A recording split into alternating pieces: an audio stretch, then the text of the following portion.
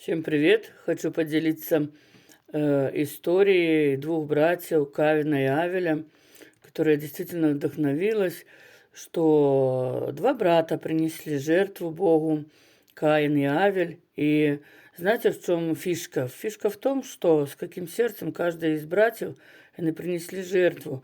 Почему одна жертва была принята, а вторая нет?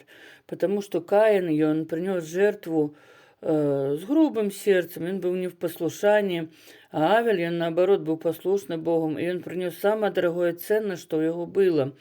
И на самом деле много зависит сегодня от того, с каким сердцем мы приходим к Богу, с каким сердцем мы отдаем какую-то жертву Богу.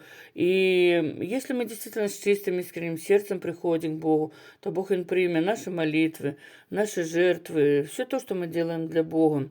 И эта история, она показывает на самом деле, как мы относимся к Богу. Аминь.